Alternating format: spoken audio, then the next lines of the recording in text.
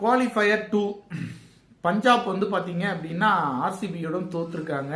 அதனால வந்து அவங்களுக்கு இன்னொரு வாய்ப்பு.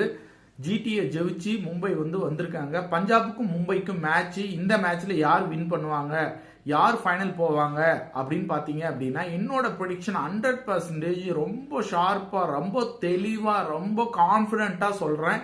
பஞ்சாப் தான் வின் பண்ண போறாங்க. பஞ்சாப் வின் பண்ணி போய் ஃபைனல்ல ஆர்சிபியும் அடிச்சு கப் அடிக்க போறாங்க. இது கண்டிப்பா நடக்கும்.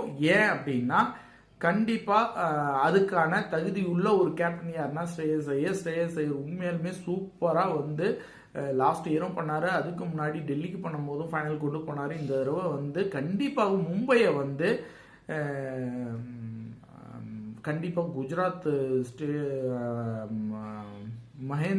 நரேந்திர மோடி ஸ்டேடியத்தில் வச்சு மும்பைக்கு சம்பவம் செய்வார். இதே ஸ்டேடியத்தில் வச்சு ஆர்சிபியும் சம்பவம் செஞ்சு ஃபைனலில் வந்து வின் பண்ணி கப்பு வாங்க போகிறது ஸ்ரேயஸ் ஐயர் தான். கான்ஃபிடண்ட்டாக சொல்கிறேன். ஏன்னா ஸ்ரேயஸ் ஐயருக்கு அதுக்கான அனைத்து தகுதியும் இருக்குது. மும்பை எப்படி பீட் பண்ண போகிறாங்க, மும்பையை அடிக்க முடியுமா அப்படின்னா மும்பையை வந்து கண்டிப்பாக அடிக்க முடியும். மும்பை வந்து ஸ்ட்ரகிள், அந்த ஒரு சில விக்கெட்ஸ் எல்லாம் வந்து கொஞ்சம் ஏர்லியராக யாரையும் அடிக்க விடாமல் பண்ணிட்டோம் அப்படின்னா கண்டிப்பாக மும்பை வந்து பெரிய டார்கெட் கொடுக்க ஒரு டீம் இல்லை. அதனால வந்து அந்த ஒரு சில விக்கெட்டை வந்து எடுக்கணுங்கிறதுல வந்து முனைப்பை கரெக்டாக காட்டினாங்க அப்படின்னா லாஸ்ட் கேட்சஸ் வந்து மிஸ் பண்ணாமல் இருந்தாங்கன்னா மேட்சஸ்லாம் சூப்பராக ஜெயிக்கலாம். பஞ்சாபுக்கு மிகப்பெரிய ஒரு எதிர்காலம் இருக்கு.